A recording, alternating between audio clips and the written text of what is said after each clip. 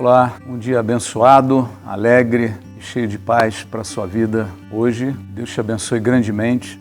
Hoje nós vamos abordar um tema até certo ponto polêmico, né, que é a questão de nós oramos, clamamos a Deus por soluções, por respostas, mas eu queria deixar uma pergunta. Será que eu estou pronto para as respostas de Deus? Será que eu estou entendendo as respostas de Deus?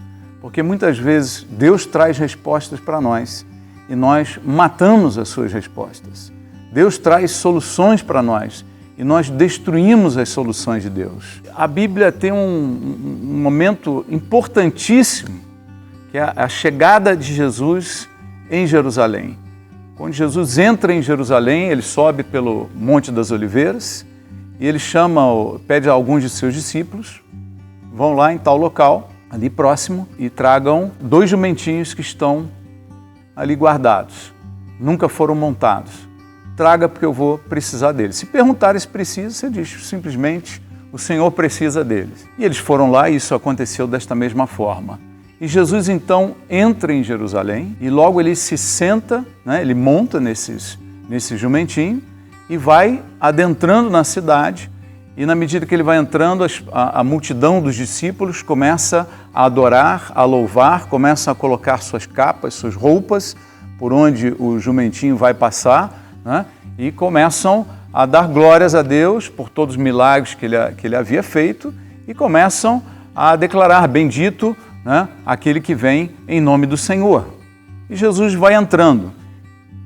Este momento da entrada de Jesus em Jerusalém é um momento profético, histórico. Ele foi profetizado por vários dos profetas em diversas maneiras, né? Primeiro, o profeta Daniel, quando profetiza e fala sobre as 70 semanas de Daniel, ele nos leva a um conjunto de informações e uma data que coincidia com a data em que Jesus entra em Jerusalém. A sua entrada em Jerusalém era a data da entrada prometida do ungido de Deus, segundo as profecias de Daniel, passadas vários séculos antes da vinda do Senhor Jesus, né? Eu vou citar algumas outras evidências dessa vinda de Jesus como Messias no Antigo Testamento.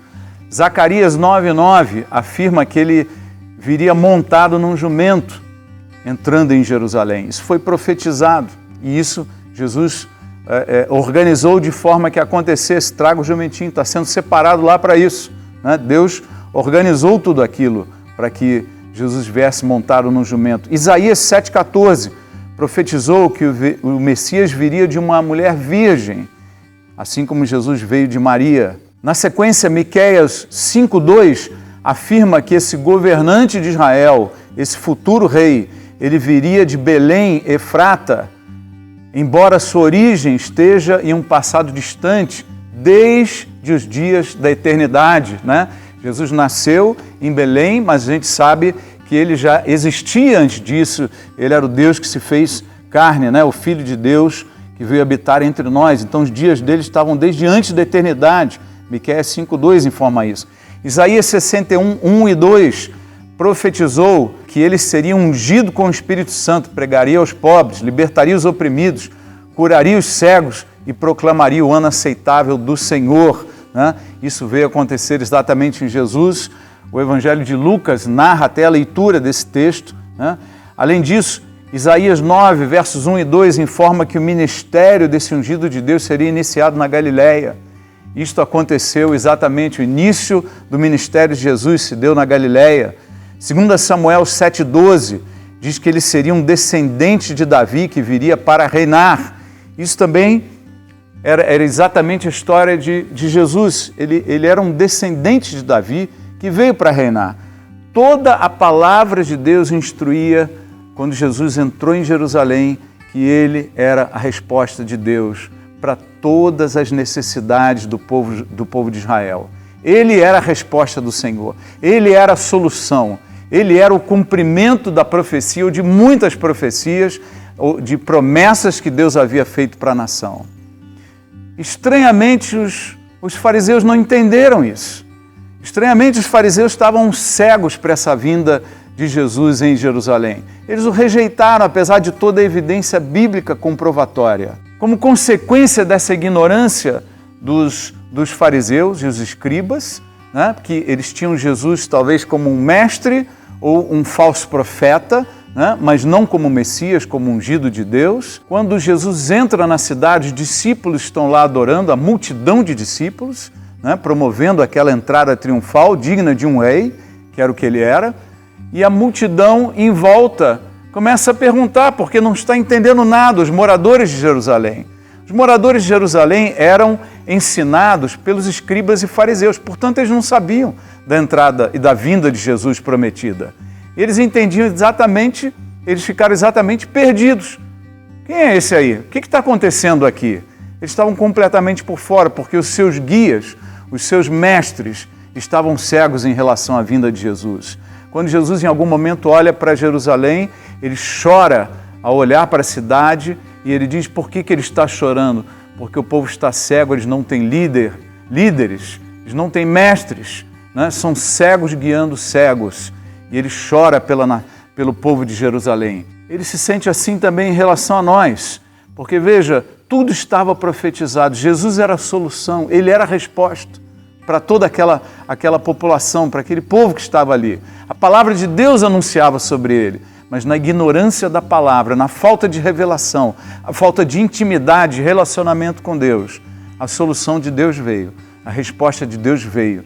E o que eles fizeram com essa resposta de Deus? Eles mataram ela, trabalharam contra ela, eles rejeitaram a resposta de Deus.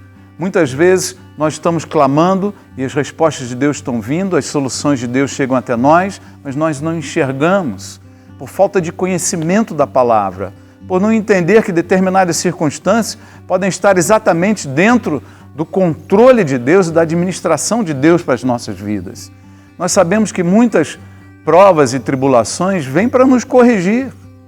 Da mesma forma que Balaão, aquele profeta confuso, né? Ele estava seguindo numa direção e um anjo se opôs, dizendo, não é para fazer isso. E Balaão não viu, mas o jegue no qual ele estava montado viu o anjo. E ele começou a bater, né, no seu jegue, batendo, judiando dele. Por quê? Porque ele não enxergava a solução de Deus ali. Ele achava que o jegue estava desobedecendo a ele. E nesse momento, exatamente nesse momento, o animal fala com ele, né? A sua mula vai, olha para ele, fala, olha, você não está vendo o anjo lá dizendo para não ir?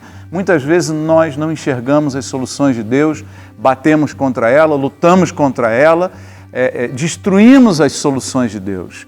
Temos que conhecer o Senhor, entender a sua palavra. Às vezes vem adversidades que vão nos levar à vitória. Às vezes vem uma porta que a gente acha que é ruim e na realidade é um livramento de Deus. Nós precisamos entender uma coisa, quando estamos em oração, entregamos problemas a Deus, situações a Deus, tudo que acontece está debaixo do controle do Senhor. Continue crendo, não entre em pânico, não reaja contra, não fique desesperado, não desanime, não comece a desistir, desanimar, não. Quando você ora, quando você clama, a solução de Deus vem sobre a sua vida, receba ela de braços abertos. Confie em cada circunstância, porque Deus está acima de todas as coisas. Tudo coopera para o bem daqueles que amam o Senhor. Siga adiante no seu propósito, nos seus sonhos, né? E aprendendo a conviver com as circunstâncias que fazem parte das soluções de Deus para a tua vida. Tenha um dia abençoado e maravilhoso. Deus te abençoe. A paz do Senhor. Se você gostou desse vídeo, está curtindo essa mensagem, está te fazendo bem, enriquecendo, edificando a sua vida, se inscreva nesse canal, participe com a gente, dê um like aqui embaixo e tendo alguma dúvida, algum comentário, qualquer pergunta a fazer, escreva aqui embaixo nos comentários e nós retornaremos para você.